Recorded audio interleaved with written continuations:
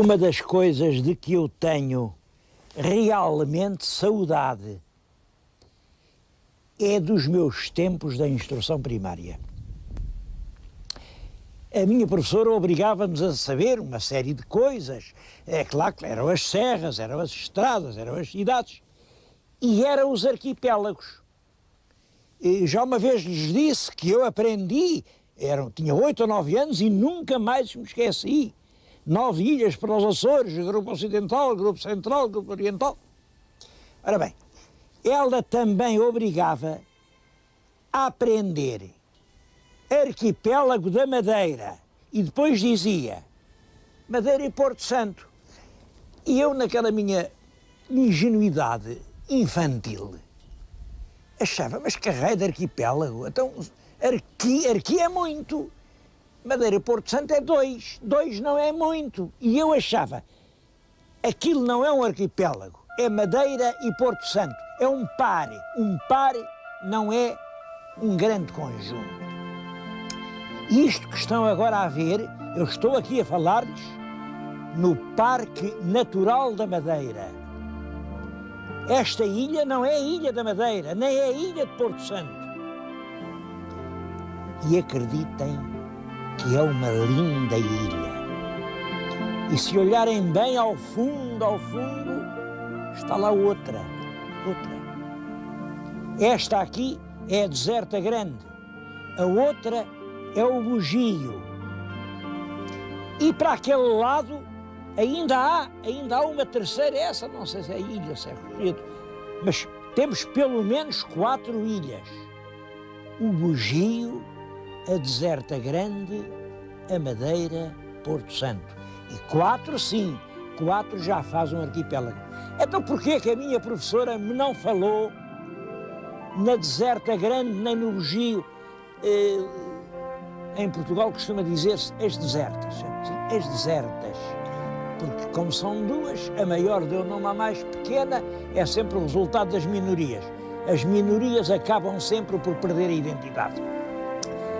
Mas a Deserta Grande tem história.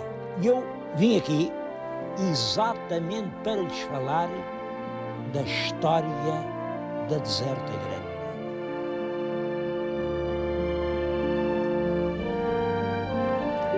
Notem que eu nesta numeração, para dizer 4 ilhas, não incluí as selvagens, porque aqui do arquipélago da Madeira fazem parte as 3 selvagens.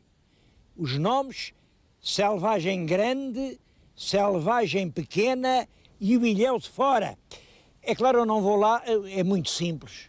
Daqui às selvagens é tão longe como de Lisboa ao Porto. Mas aqui não tem autoestrada e o barco demora muito tempo. As selvagens estiveram ultimamente assim um bocado nas bocas do mundo por causa de uma classificação. O que é aquilo? São ilhas ou são rochedos? É claro, para os portugueses e para toda a gente, sempre foram ilhas. Mas ultimamente apareceu uma ideia de classificar como rochedos. Não, isto são rochedos.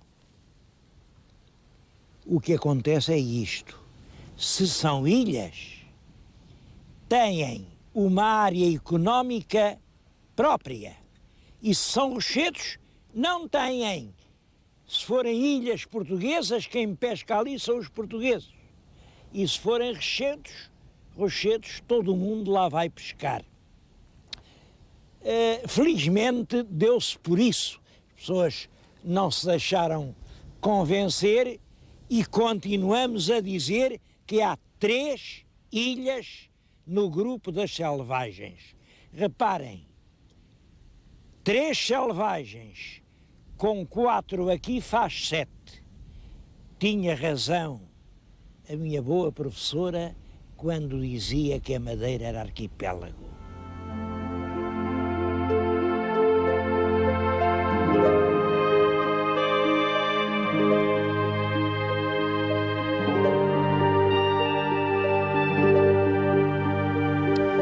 Mas eu vim às desertas, não foi só para contar as ilhas do arquipélago.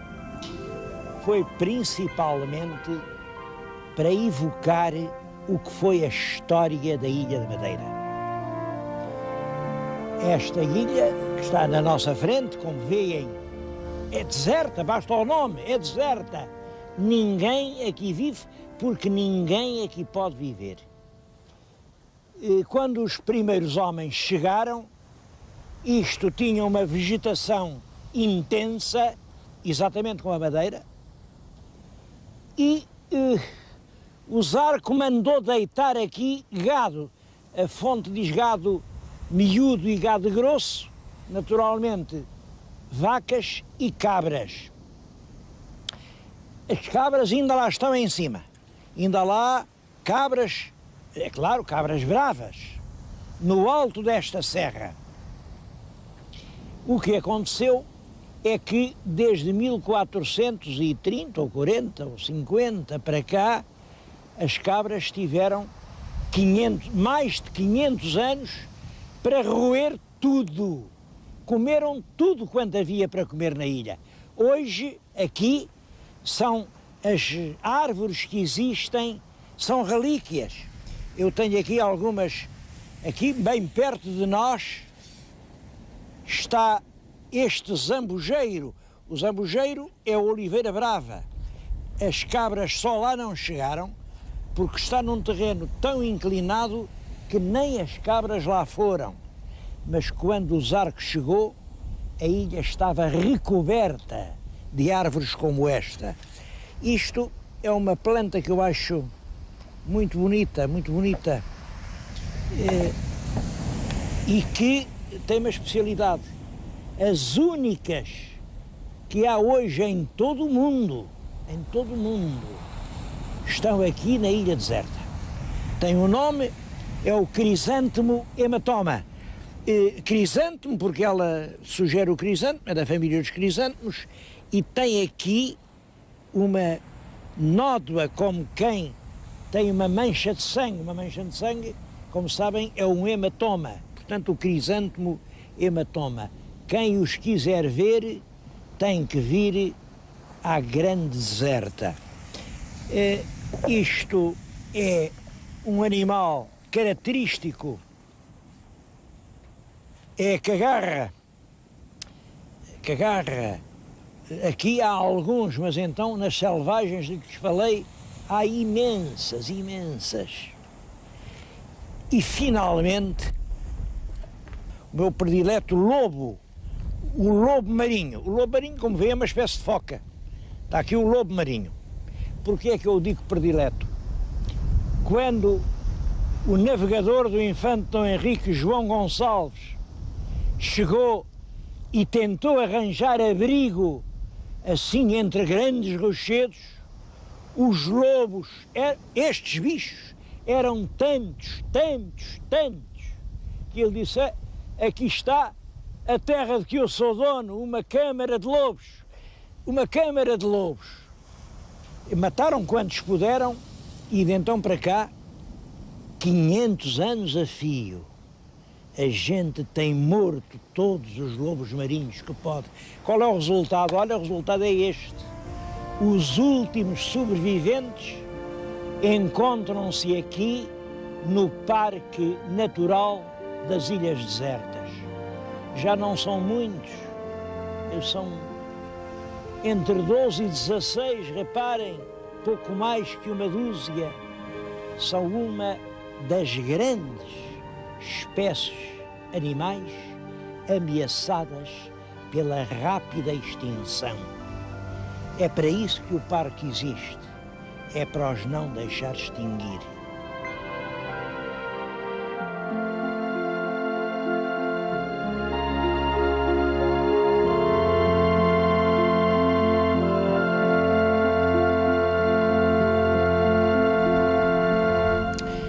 Quando o João Gonçalves Zarco aqui chegou, a Ilha da Madeira era tão deserta como as desertas que acabámos de visitar. Claro que não eram escalvadas, rochedos assim, mas era uma branha fechada, sem vivalma. Hoje, a Madeira é como estão a ver.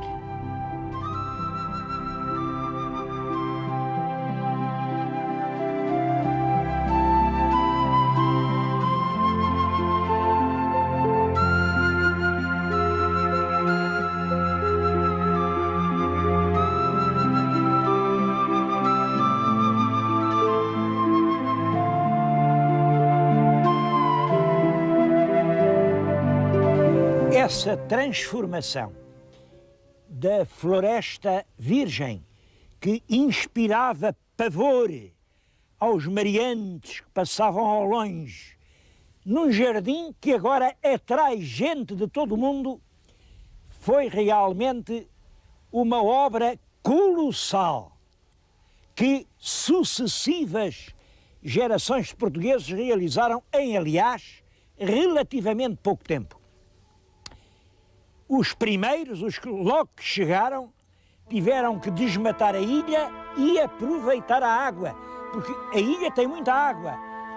As primeiras gerações de colonos andaram, às vezes, suspensas por cordas sobre imensos abismos, a talhar na rocha, com a marreta e o guilho, os regos, onde a água corre na horizontal, dá a volta a toda a ilha e permitiu transformar este espaço natural num quadro excepcionalmente produtivo. Ao mesmo tempo que aproveitavam a água, aproveitavam a terra, iam buscá-lo às covas entre os penedos e traziam-no ao colo, como se fossem crianças, ou à cabeça em grandes cestos, e faziam muralhas de pedra e ali punham toda a terra que tinham aproveitado. É isso que se chama o poio. Ainda hoje a ilha está toda em pequenos degraus, que são poios regados pela água das levadas. E foi nesse solo que os madeirenses conseguiram meter a cana sacarina. Devo-lhes dizer que nessa altura o açúcar não se usava. Para a alimentação era mais o mel.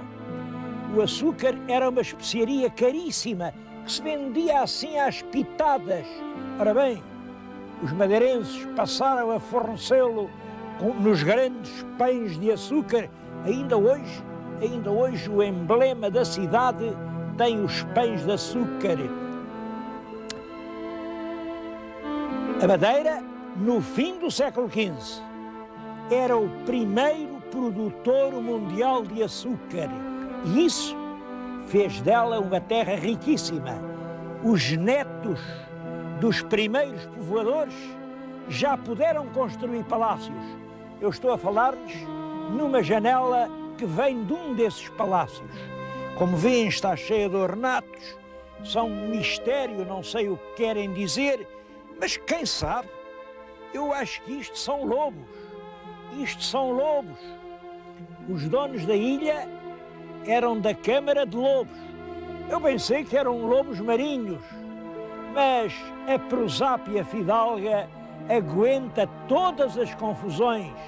E quem sabe se isto não era uma alusão aos netos de Zarco fidalgos da Câmara de Lobos.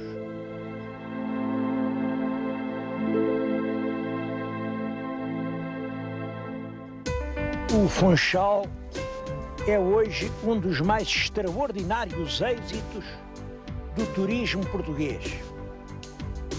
Mais de 500 mil de pessoas vêm à cidade e percorrem a ilha. Percorrem a ilha para ver paisagens que realmente impressionam muito. Aqui a montanha e o Atlântico misturam-se. O que está na nossa frente é a famosa paisagem do Curral das Freiras. Bom, este nome Curral das Freiras é esquisito. A gente pensa curral. Curral é para cabras. Então e as freiras no curral? é exatamente ao contrário do que isto pode sugerir. Isto é um elogio à virtude das freirinhas de Santa Clara, que nos séculos XVI e XVII, quando a ilha estava constantemente a atrair os assaltos dos corsários franceses, elas não queriam que os franceses as vissem. E então vinham pelos caminhos da serra e vinham se instalar aqui.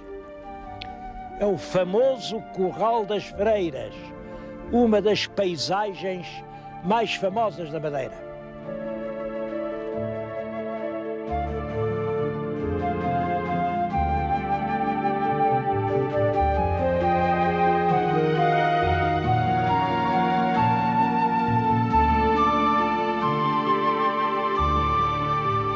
Durante o século passado, este porto do Funchal tinha um enorme movimento de navios. Navios de toda a parte, mas principalmente navios ingleses. Eram os grandes veleiros, depois os vapores, ainda os transatlânticos que voltavam da África, da colónia do Cabo, da Índia, da longínqua Austrália, com as famílias inglesas que lá tinham enriquecido e que agora voltavam aos seus lares em Inglaterra. E ainda hoje a ilha conserva muitas recordações desses tempos. Mas o que eu queria marcar é que é curioso que realmente o grande papel universal da Ilha da Madeira tenha sido o de uma espécie de antecâmara intercontinental. É claro, isto era no tempo do Império. Acabou o Império Britânico, acabaram os grandes transatlânticos, mas parece que as pessoas acharam o gosto da ilha e continuam a vir. O que vem, é claro, é de outra maneira. Agora vêm de avião.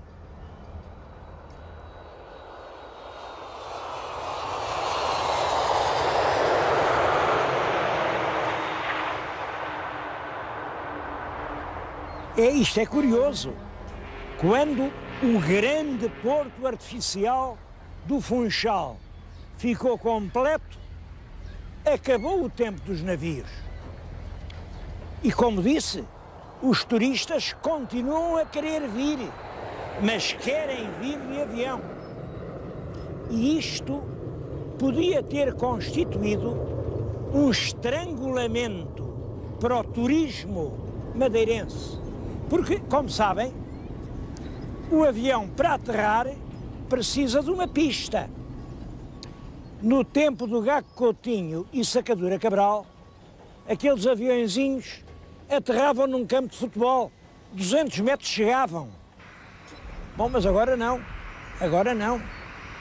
E nesta ilha, que são tudo montanhas de rochedos alcantiladas, cortadas por ravinas profundas, onde é que se vão achar 2 ou 3 quilómetros para fazer uma pista onde todos, mas todos os aviões do mundo possam aterrar?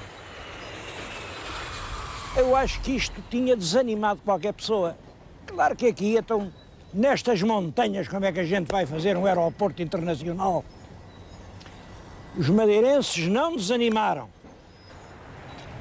Eles aqui, assim, horizontal, lisinho, só têm o Atlântico, pois estão a fazer a pista sobre o Atlântico. Se o meu telespectador olhar lá para baixo, vê ali umas máquinas a andar para lá e para cá, parece que aquilo é um aterro. Lembro-me bem, aquilo eram ondas que batiam nos rochedos. Tudo aquilo foi aterrado, vai continuar a sê-lo, e em 1999 a cidade do Funchal vai dispor de uma pista com perto de 3 quilómetros. Eu entusiasmo-me esta coragem de enfrentar o futuro e de corrigir a natureza.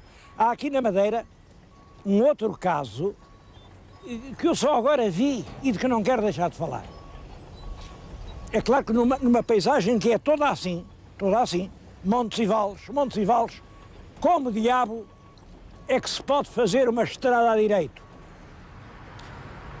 Foi inaugurada agora a primeira parte de uma via rápida que liga o Funchal à Ribeira Brava.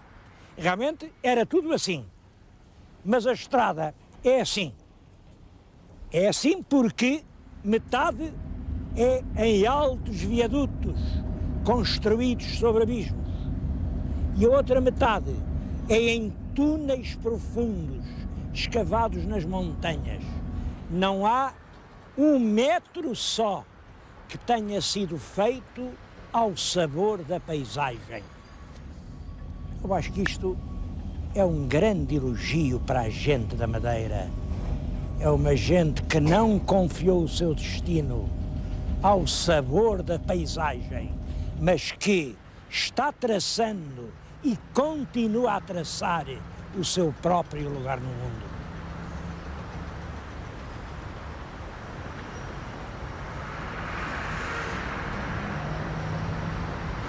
Não é por isso difícil augurar um grande futuro para o turismo na Ilha da Madeira.